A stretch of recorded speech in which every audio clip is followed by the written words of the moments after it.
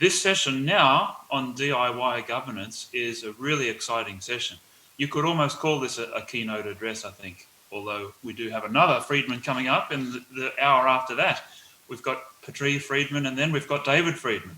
But this session is going to be hosted by Darcy Allen. Darcy is from the Blockchain Innovation Hub at RMIT University. He's a senior economist there. Darcy, do you want to introduce the speakers for us? Fantastic. Thank you very much, Mark and John. I must say I'm super excited to be here. Good morning, good afternoon, everyone, wherever you are.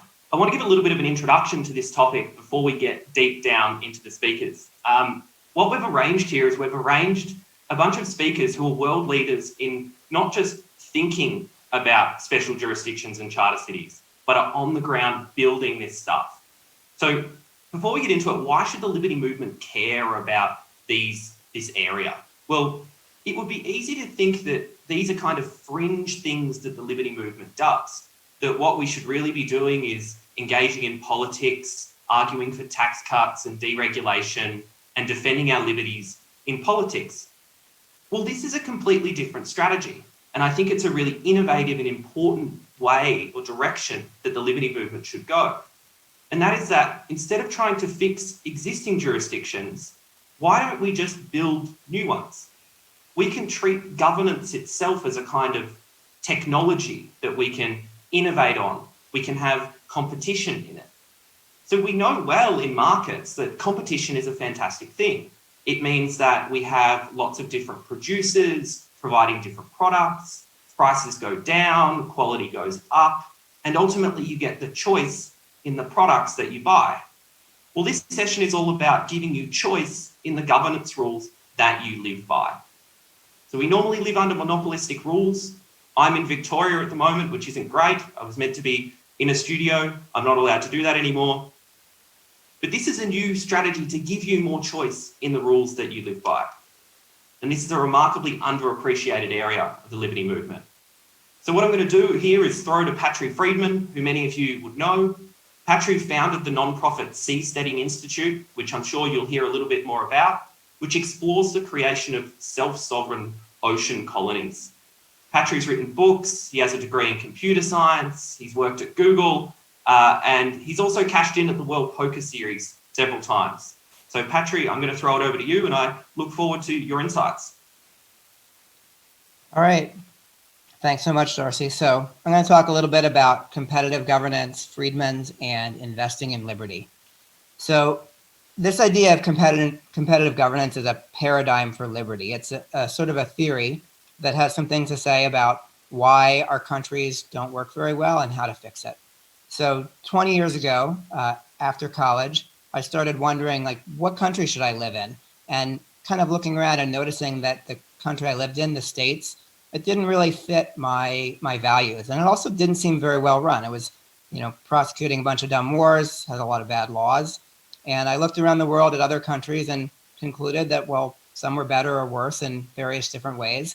There really wasn't a country that truly fit my values. And overall, like, the quality of governance in terms of how well countries serve their citizens, it was pretty bad. And this seemed strange. And so I started researching and reading a lot and trying to figure out why. I mean, there's one idea which says it's because we haven't spread the ideas of freedom, because we haven't done enough economic analysis of which laws and policies are good and bad and how to do things. But, my grandfather Milton did quite a lot of that. He was great at explaining the benefits of freedom and doing economic analysis of different policies. And you know what?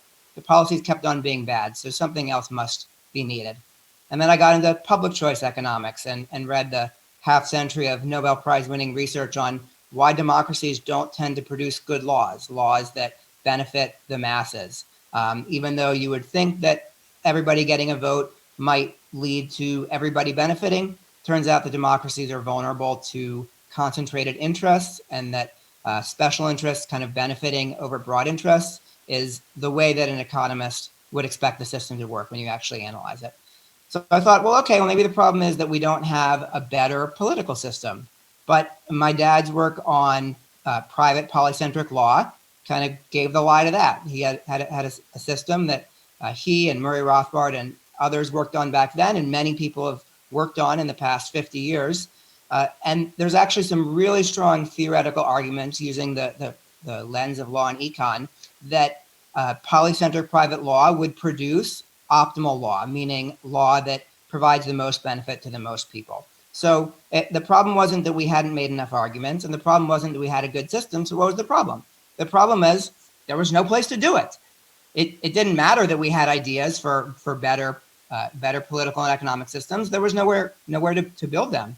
And so I kind of came up with this idea of looking at government as a market. So thinking about government, coming from Silicon Valley, I spent 10 years at Google, through the lens of an industry analyst. So like if we looked at government as an industry, what qualities does it have? And it has these really bad qualities.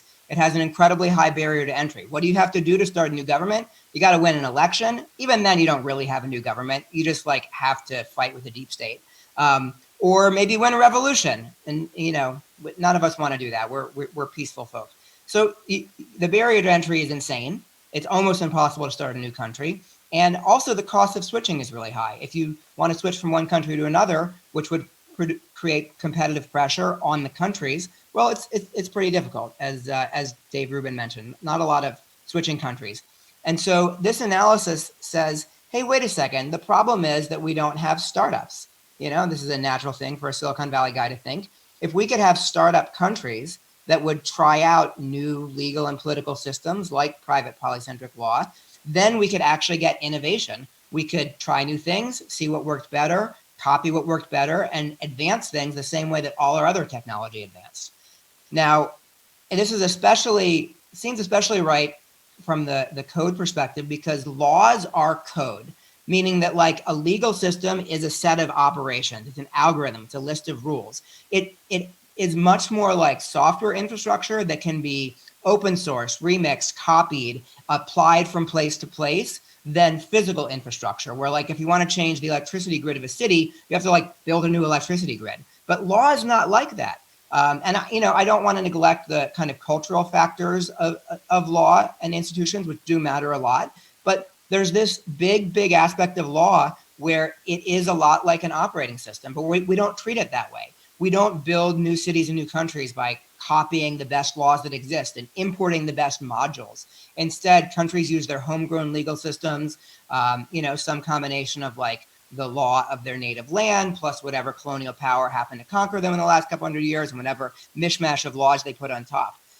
So what I realized that we need to do is have a way to make startup countries and treat law more as this code infrastructure layer, where when you're designing a new jurisdiction, you copy the best laws from the countries that are most similar, that have the best regulations for your target industries, and assemble a legal system as part of building your city as a great product, the way that an app developer would assemble an app. Like if you want to go write a new mobile app, you don't write a database system from scratch. You don't write a UI. You write the key glue code that is your app that ties together all of the existing modules that do all of the standard stuff. So I just want us to make countries like that using open source laws.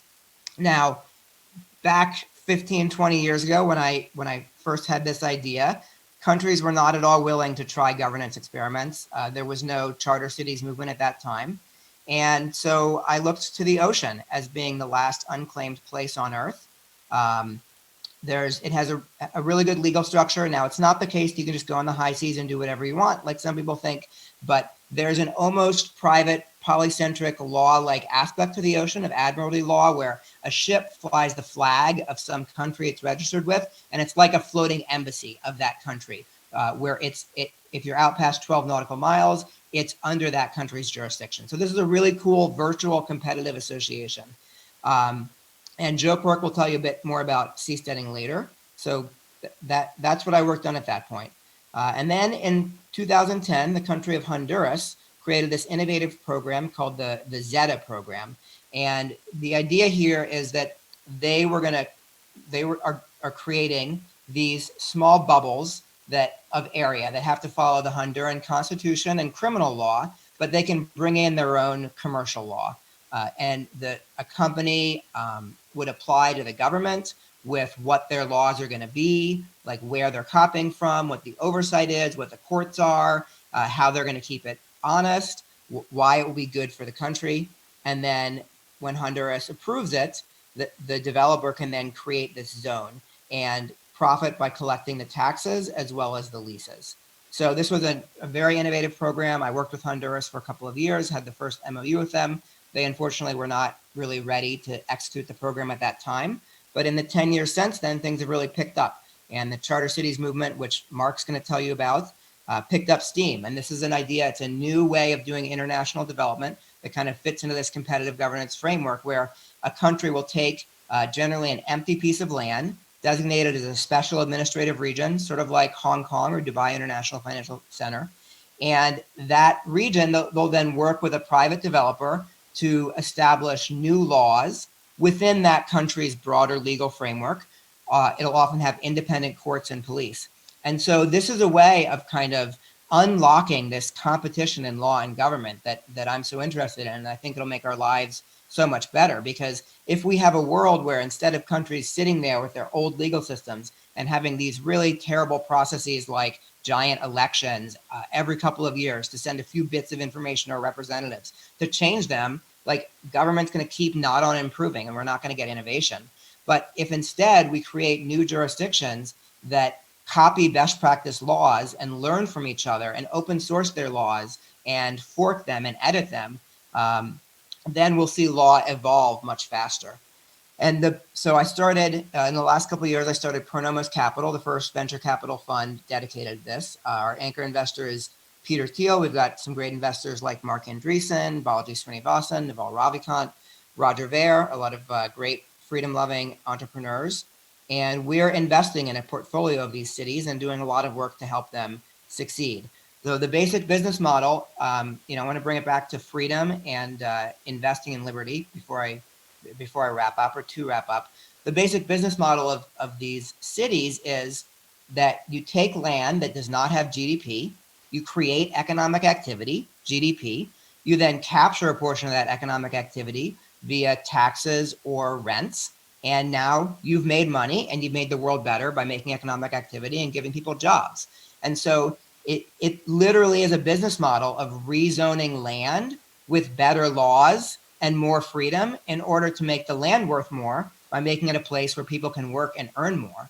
And so our mission is, over the next decade or two, to create a systematic process for rezoning land with better laws and work with governments and citizens around the world to implement it. So the idea is that again and again and again, we're going to work with the government to designate a bit of land, and we're going to create economic activity on that land by making better laws.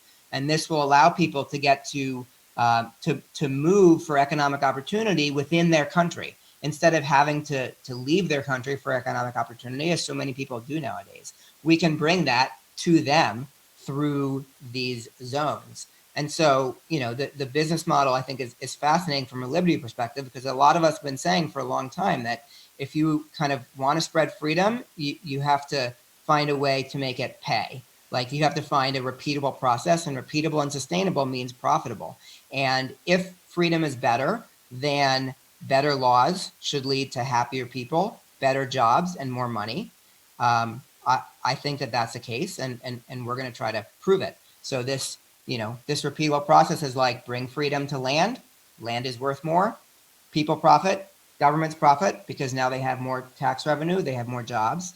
And most especially, it benefits the people who can work better jobs now without leaving their country. So that's what I work on. I hope to hear some interesting questions later. You can find us on the web at Pronomos VC, website pronomos.vc. Twitter is my main communications medium. So check us out, and maybe some of you will start some charter cities. Fantastic. Thank you very much, Patrick. I love that you're talking about this idea of forking and editing and innovating on governance, because we're seeing this in special jurisdictions, as you mentioned, and we're also seeing this revolution in the tech world as well. So we're seeing this in blockchain and smart contracts, where we sit kind of at a remarkable time now where I sit in a particular jurisdiction today, but I could decide to sign a contract into a smart contract in a blockchain rather than go to the territorial court that is just down the road. So we're seeing innovation of governance on multiple different fronts, and I love this area of work. I'd like to reiterate before we go to our next speaker that you can type some questions into the chat box. We'd love to hear your thoughts on this area. I'm sure you have some very interesting questions about pirates and all of those sort of things. But now I'm going to cross to Dr. Mark Lutter for a presentation. So Mark is the founder and executive director of the Charter Cities Institute, as well as the host of the Charter Cities podcast. He's on the board of directors of Explorer Academy, a Zambian education platform. He has a PhD in economics from George Mason University, where his research focused on charter cities. So over to you, Mark, and I look forward to hearing about how everything is going with charter cities in your world. Great, thank you. And thanks for the introduction, Darcy. And I guess to start by building off Patrick's point, I mean, Patrick was, I guess, one of the people who kind of inspired me and helped shape me down this track. And the last point he made is that I think, right, for social change, it helps to have a profit motive. If we look at part of my interest in charter cities began because I got a little bit frustrated with the typical libertarian model of social change, where everybody reads Hayek, the use of knowledge, or not the use of knowledge in society, the socialism and the intellectuals. And that is basically the model is, okay, you create, you have the intellectuals create the ideas, then you go to, sort of start distributing the ideas among sort of the broader intelligentsia, and eventually then you get this sufficient, buy-in for this type of social change. Where the thing is, Hayek was researching that essay. He was describing the path within which socialists basically came to power. But that is one historical instance of one particular ideological group coming to power. If you look, for example, later back in history, how kind of the liberals got into power, it was not through comparable sort of methods as socialism. So for libertarians to take a descriptive model of how socialists gained political power and adopt that as the strategic paradigm for influence never really made sense to me. And at least partially, I don't know, I think the last few decades have kind of partially at least vindicated that perspective, right? Libertarians have had some big public wins in terms of things like gay marriage, in terms of things like marijuana legalization.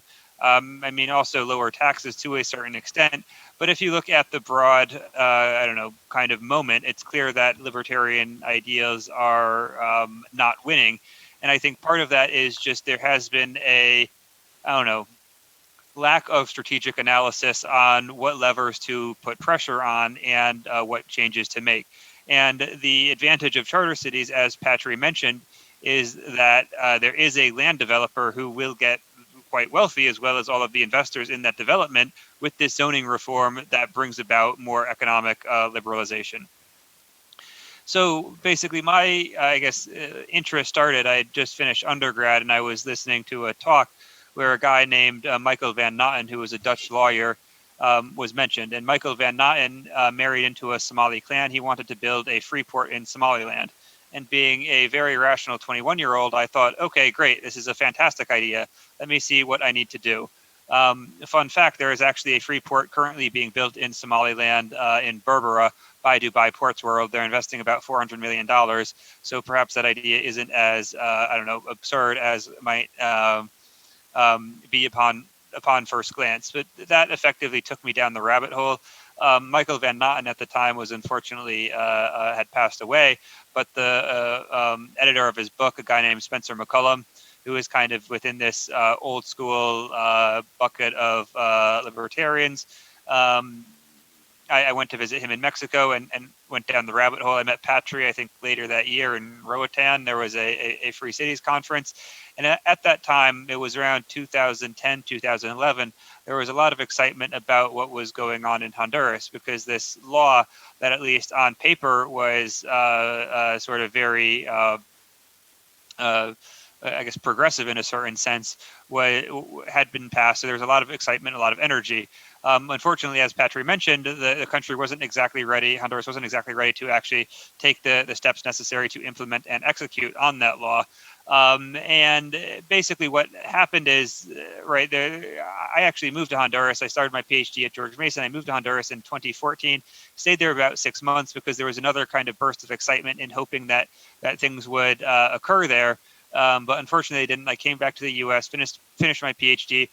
But what I was seeing is that there was this, what might be described as a broader interest in kind of special economic zones and charter cities.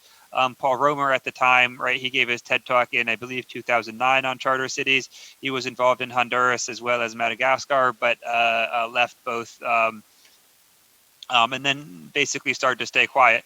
So there was this kind of group of people interested in competitive governance in charter cities, but there had been several relatively high-profile sort of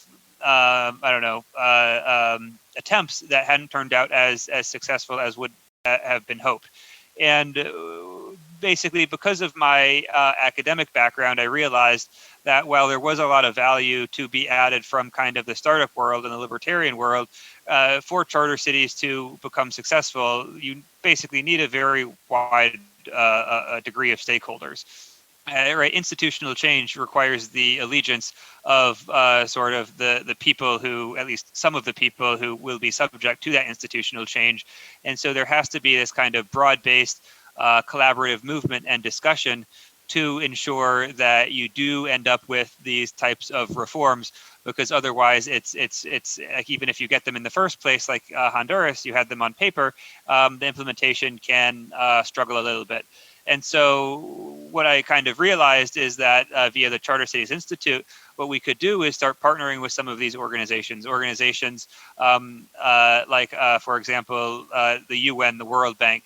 The World Bank Doing Business Index, for example, is very highly correlated with most economic freedom indices. However, at least in sort of academic economics, the Economic Freedom Index, whether it's by the Fraser Institute or by Heritage, isn't very widely used. It's seen as too politicized. It's seen as too ideological. While the World Bank Doing Business Index, even though it aligns on, 80, 90% of the categories, is seen as sort of more academic. And so you can start a different set of conversations there. Second, just looking at mainstream academia and sort of mainstream discussions, there is a large institutional, sort of element in a lot of academic discussions. Douglas North won the Nobel Prize in, I think, 1993, maybe. And he was one of the sort of big institutionalists, major influence on my work. What's his name? Acemoglu will probably win the Nobel Prize in the next 5 or 10 years, and he's written 2 very well-known popular books, Why Nations Fail, and then his more recent one was The Narrow Corridor, as well as just being a very prolific academic economist. So this idea that institutions matter is really embedded in a lot of the sort of mainstream discussion, and Charter Cities is basically taking that idea that institutions matter seriously and figuring out a practical mechanism within which to apply those institutional changes. Obviously, on a very granular level, there might be some differences between sort of a more pure libertarian perspective and a mainstream institutional perspective, but from the perspective of getting things done, of actually having a pragmatic approach that can reasonably improve people's lives, why not go with what everybody is already kind of thinking about and discussing about and engage that broader set of partners? So in addition to kind of the mainstream economic, academic, international development community, what we also saw was that there were a lot of people who were building new cities. So journalist Wade Shepard has estimated there are over 200 new city developments being built around the world right now. It's something that's relatively unknown. Some of these cities are being built by governments. So, for example, Indonesia is building a new capital. Egypt is building a new capital. We look historically. Nigeria built a new capital, Abuja, in the 70s. Brazil built Brasilia in sort of late 50s, early 60s. But then there also are a lot of these new city developments are being privately constructed. So there is a real estate developer who acquires a lot of land and basically builds the infrastructure on it in exchange for the increased value. And so these new city developments have anywhere from 100,000 residents to low millions of residents, at least that those are the projected populations, with the our idea being, okay, so rather than trying to do this kind of Herculean task to one, right, convince the government to grant you a special jurisdiction, then two, you have to set up all of the rules for the special jurisdiction yourself, and then three, you need to develop a business model with right, like a massive infrastructure project, perhaps in a country that you don't have a lot of experience with. That is something that is right. All right, Elon Musk might be able to do it, but unfortunately, most of us aren't Elon Musk. And so, what our approach was, hey, all right, people are already building these new cities. Why don't we partner with the new city developers and then start conversations about a little bit more of an incremental approach that can allow for the devolution of authority to the city government. Maybe it doesn't start with the devolution of kind of everything on the wish list, taxes, business registry, land registry, etc. Maybe it only starts with a handful of things. But that can basically help build out proof of concept. It can help demonstrate that, hey, this isn't this far out there idea that people like to talk about. No, this is something real, something that's happening on the ground. Like we have some early success cases to point to, then you can use that to influence additional conversations, to bring additional allies, and to really build out the space. And so if we think, right, like historically, what movements have been like quite successful? The environmental movement has, for example, been quite successful. Whether or not you agree with the aims of the environmental movement, right, they influence almost everything, right? Every facet of almost government policy. There's some discussion of the environment. It's in all of the international organizations, all of those discussions. And so if we want to affect change, we should study movements like the environmental movement that have been very successful at influencing broad sectors of society to lead to these changes in ideas, these changes in understanding that can help get these changes on the ground going.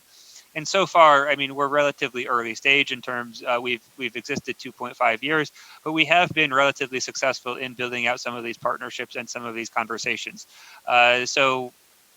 For example, we've started sort of reviewing some documents of UN organizations working on special economic zones to try to get our ideas in there, our conversations in there. But the most exciting thing, I think that, I guess, let me back up a little bit. The other thing I think that's important to consider with charter cities, right? The governance is obviously a crucial factor. It is the crucial factor defining a charter city. If it doesn't have these governance reforms, it's not really a charter city. But assume you have some land in Antarctica. You get the land very cheap and you built the best governance system in the world, but it's Antarctica. Nobody's really going to move there. Nobody's going to live there. And so in thinking about where charter cities might be located, there are additional aspects to take into consideration as well as governance. So things like, what is the urbanization rate? If you look at the US does not have particularly strong demographics. Our population is growing, but our birth rate is below replacement. So the population growth comes primarily from immigrants. So if you are building a new city, the question is, why build this new city when you have a lot of cities? You have some cities in the Midwest that basically have very low cost or almost free housing because there have been population declines there. You have some successful cities like New York, like San Francisco, that keep attracting people that might want to live there. But even though you could get land to build a new city in the US, the question is, why would people want to live there as opposed to a competing city? Well, if you look at somewhere like Africa, Africa will have an additional about 900 million new urban residents by 2050. So this is a huge number of new urban residents. They need the opportunity to improve their lives. They need the opportunity to have a degree of economic freedom so they can become, gain more skills, become productive, and really engage in the global economy, which is unfortunately not happening today. And so then in addition, right, you need to think about the population dynamics of the region in which you might be considering the charter city. In addition to the population dynamics, you need to think about regional infrastructure. So is there access to a port? Is there access to an airport, right? You could build your city in the middle of nowhere and build your own port, your own airport, but then that becomes prohibitively expensive. And the advantage of charter city developments are they have the potential to be profit generators.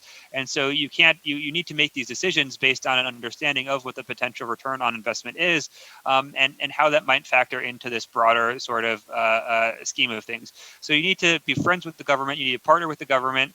Maybe set up a tax sharing system where even if you have your independent tax administration, you send some of the money to the government every year to keep them happy. You need to make sure you're plugged into a dynamic regional economy that hopefully is growing, where you have infrastructure that's already somewhat developed that can allow you to trade with the broader region with a rapidly urbanizing population. So in addition to building out some of these relationships with some of the international organizations, we've also started to do is build out relationships with new city developers. And so one of them, for example, I'm on the board of Explorer Academy. It is being built in conjunction with a new city in Zambia called Nkwashi. So Nkwashi is about 12 square kilometers, 3,100 acres. It is being built about 40 minutes outside the central business district of Lusaka, the capital of Zambia. The target population is about 100,000 residents. The first residents are moving in this year.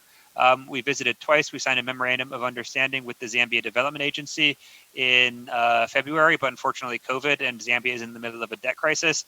Our follow-up has been a little bit lacking on that front, but we're looking to engage to see how we can improve their existing special economic zone law. In addition, the project is basically trying to develop a little bit of a tech ecosystem because Zambia is a copper economy, so everything is dependent on the copper price. And they don't want to be dependent on copper price fluctuations, so they need to export. Zambia is also landlocked, so exporting is quite expensive, at least exporting goods. So they can export services if they have a tech sector where people are working for American or European firms, and therefore the inflows, cash inflows to the population are in a currency that is not the local currency, and therefore the city developer is a little bit insulated from local sort of economic troubles in the region. And we're also working with a handful of other projects too in Nigeria. And so I guess to conclude, as we see the space develop, right, there's basically a lot of moving parts that we have to get right. One of the sort of, I think, at least from our perspective, more exciting things, if you're building new cities with 1 million residents, you basically need to develop a new administrative class for those cities. So you don't want to hire from the host country per se, because that's the governance system that you're trying to avoid, and you don't want to take those bad habits with you.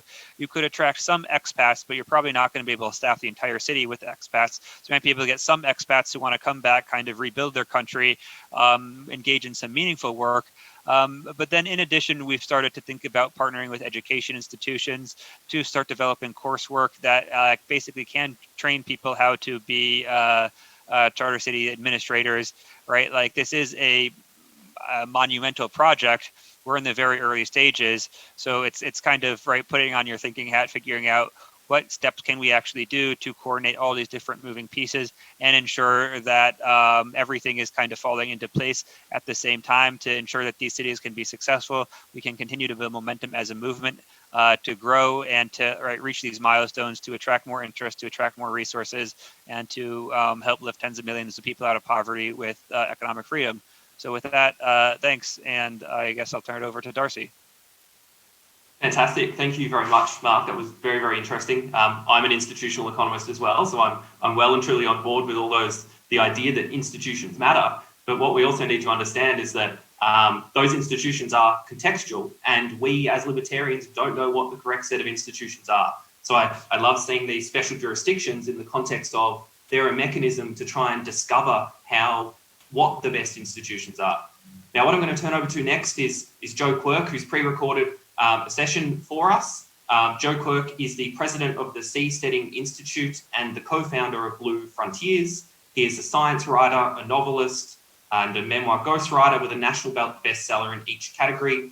He is the co-author with Patrick Friedman of Seasteading, and he leads a team establishing the first floating community with unprecedented political autonomy in the waters of a host nation. So I'll turn over now to Joe. Hi, I'm Joe Quirk, president of the Seasteading Institute, and I am here to stage an intervention. Stop arguing and start demonstrating that freedom works. This is a photo of our planet taken by a seasteader friend of mine who founded his own seastead company. That green spot up top is Hawaii. We don't live on planet Earth. We live on planet Ocean. Nearly half the world's surface is unclaimed by any nation state. Much of that water is very calm, tropical, low waves, no hurricanes. And in 2019, the first floating home was built on the Blue Frontier. Seasteads are floating societies with significant political autonomy, and by their very nature, they are better than sustainable. Seasteads are environmentally restorative societies. Robert Ballard, the famous oceanographer who discovered the Titanic, he's been called Carl Sagan with gills. He gave a famous TED Talk where he concluded, why are we not looking at moving out onto the sea? Why do we have programs to build habitations on Mars, but we do not have a program looking at how we colonize our own planet? And the technology is at hand. The safest place to be in a pandemic is a seastead. Here is a list of countries with 0 reports of COVID cases as of early April. Marshall Islands, Micronesia, Samoa, Solomon Islands, Tonga, Tuvalu, Vanuatu, Cook Islands, Nauru, Niue, Kiribati, and Palau. Discern any pattern? Almost all continental nations report 0 COVID cases. Almost all island nations report 0 cases. If any of you pestilential land people arrive at my seastead, being built right now in Panama, you have to park your boat on my floating dock. I am removing my gurney bridge. Before you can get on my seastead, you have to dive into the tropical salt water and swim 20 feet. Then I'll spray you off and you can enter. After the plague comes the Renaissance. The most famous Renaissance started in Venice. Venice didn't happen on land. People had to exit and found a society in a marsh where the bad governance of Europe couldn't reach them. There were no kings in the marsh. Venice would cure the world of feudalism. Seasteads will cure the world of statism. Better examples are how this happens. Steve Wozniak worked at Hewlett-Packard, but he didn't change Hewlett-Packard from inside Hewlett-Packard. Once they rejected his design for the personal computer 5 times, he left and founded Apple. Forget the personal computer. How about the personal government? This is the Seapod being developed right now by the company Ocean Builders. Seapods require no investors. They're cheap enough to go straight to customers. If we can flag this, we don't need to convince the majority. We just need to convince 1 customer, then 2, then we scale up. This is not a new technology. The challenge for seasteaders has always been, how do you bring the price point of this down from billions of dollars to something a middle-class family could afford on the high seas? These will cost less than the average American home. Imagine each seapod with a different flag.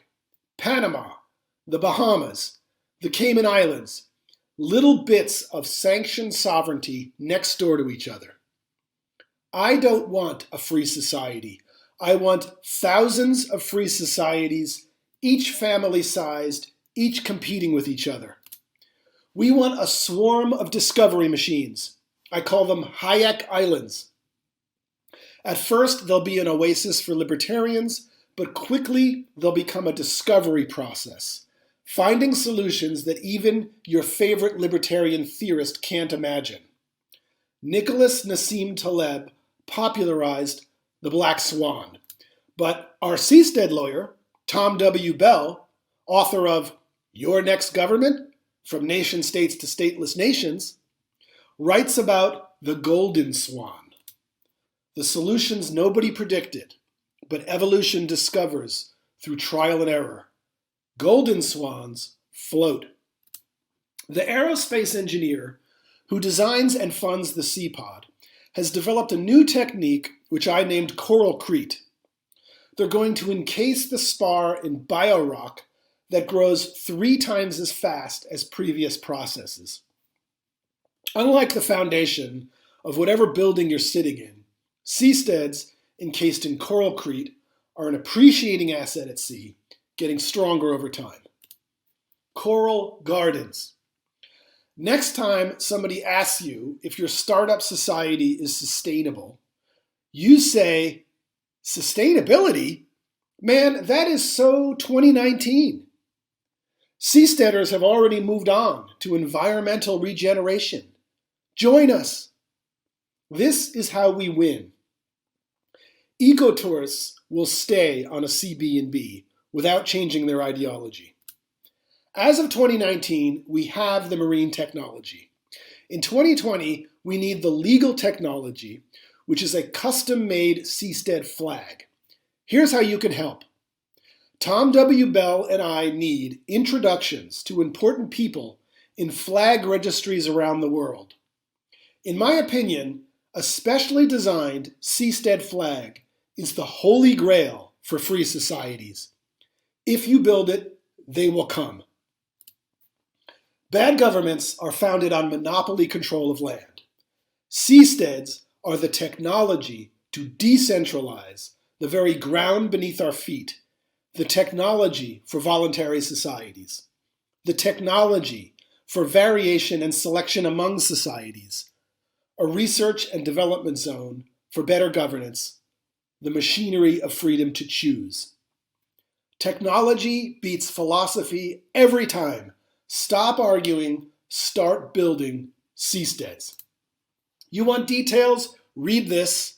Rave reviews from the Wall Street Journal, Reason, and conference speaker Matt Ridley. You can't get out of it, Matt. You're on the book. People ask if stories are based on reality. Man, reality is based on stories. 8 years ago, when I learned about the approaching technical feasibility of seasteading, I decided it was the most important thing to be done. So I set out to tell the stories, to bring 1,000 times more brains to this and make it happen by 2020. It's happening.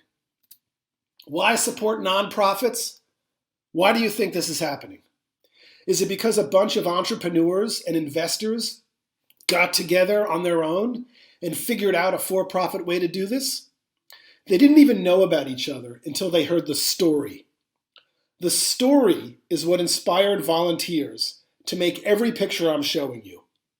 The story is what attracted French Polynesia, land of startup societies on islands, to reach out to the Seasteading Institute. And the story is what inspired Toshi. This is the German aerospace engineer who started seasteading in the Andaman Sea off Thailand. I'll let you in on a little secret. Ocean Builders is financed and the single-family seastead is engineered by Rutger Koch, who wants to build a launch loop to go into space. And he needs a large swath of the ocean to do it and a large swath of freedom to do it in. He needs a specially designed seastead flag. Excited to show his home country of Thailand how he planned to make them rich, he consulted Thai lawyers and got permission from the harbor master to build this. Rutger Koch engineered and built this for $150,000. This is the Motorola phone from 1984. Dumb people say it's ugly, smart people say it works, and it's cheap. Ocean Builders had commitments from a few hundred buyers. Investors expressed interest in an underwater restaurant outside the territorial waters of Thailand. This was going to be the next project. Rutger set out to acquire a seastead flag. Then this minor setback caused the number of people signing up checking, quote, "I want to buy a seastead," to triple during the manhunt. Millions of people who would have never heard of seasteading before were watching clips of our documentary in the international media. The Thai Navy volunteered to be cartoon villains in this stark morality play happening before the eyes of the world about an innocent young couple in love, threatened with death, and chased by the mighty Thai Navy. The story is what made people choose sides in this conflict. The story is what inspired hundreds of people to help them, and the very same day, the media were breathlessly selling you fake news about the ongoing manhunt, this secret picture was taken. The story is what inspired the entrepreneur on the left, Grant Romand, to meet me at the Floating City Conference in Singapore, which is what provided cover for him to get the immigration paperwork, race out on a speedboat, and deliver to the seasteaders who had been stranded at sea, on the run for 10 days. Low food, low water, low gas. Grant delivered the legal entry paperwork 1 minute before the Singapore police surrounded them with gunboats while military fighter jets circled overhead. That is Rutger Koch facing down the gunboats. Grant Romand, their rescuer who took this photo, is now CEO of Ocean Builders. Why did he pull himself out of retirement to do this? A few weeks before, I told him the story of seasteading. He said, quote, "I'm in with both feet." He contacted Ocean Builders and said, "I'm moving to Thailand." Then after this, he followed them to Panama, where he designed the Seapod for Panama. Ocean Builders will invite all seasteading companies to join them as they work on securing an ocean concession from the government of Panama. We call it a sea zone.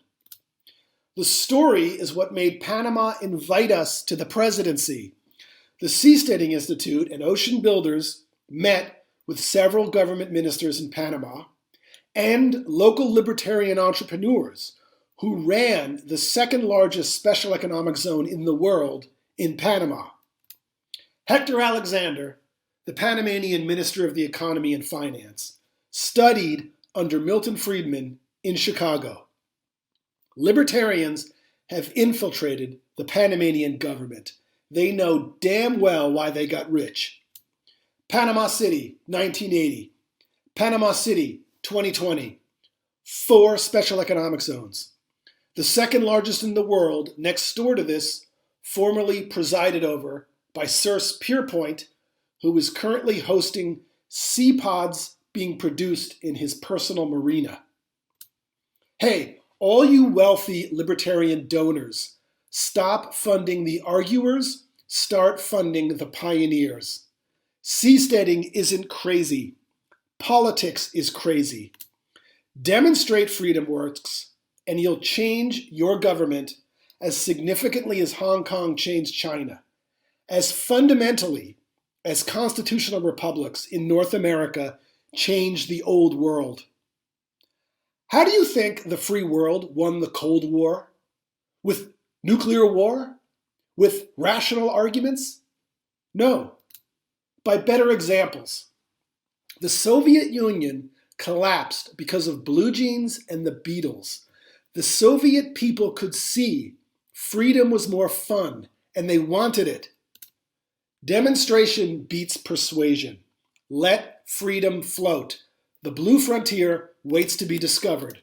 Support the storytelling that is driving seasteading in the imaginations of next year's heroes, because this is the immediate future. The ocean renaissance is fast approaching. Please make a big donation. We accept Bitcoin. The Seasteading Institute is funded entirely by individual donors who think outside the box of the state. Oceans first, Mars next. Thank you for listening.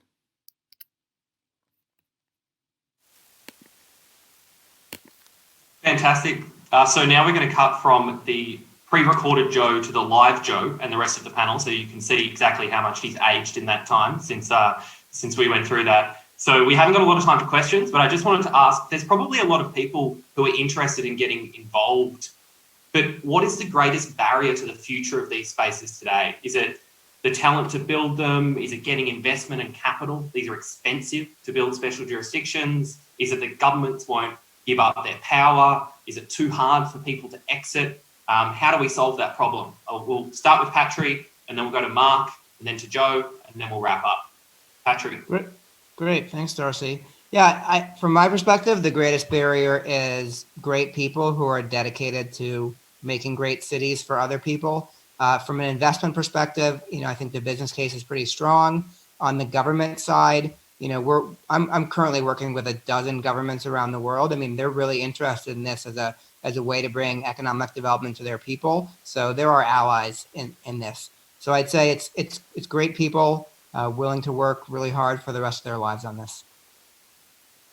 Fantastic. What are your thoughts, Mark? What's the biggest barrier that you've seen?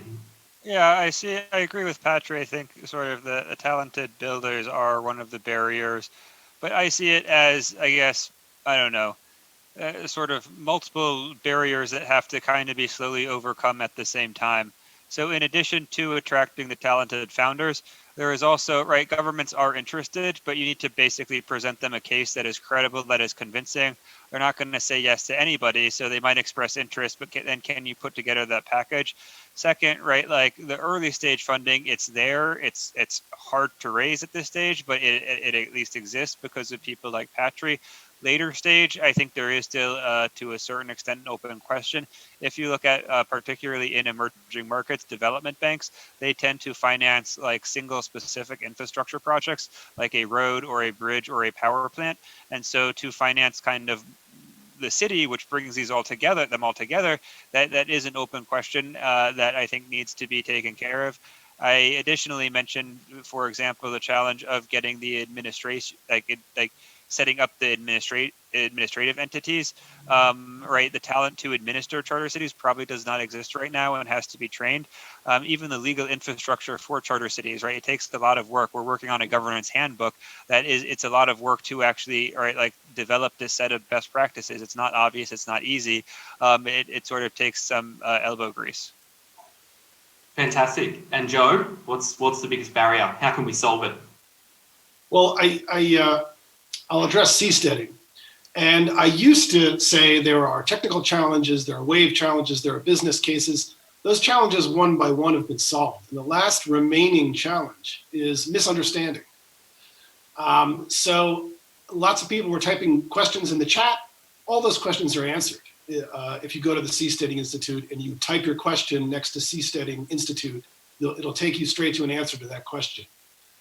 So basically everything has been solved except the ability to educate the public and educate governments about why this is beneficial. Fantastic. And I actually have Googled some of those questions, and you've got excellent little videos on what about pirates and what about all of these problems.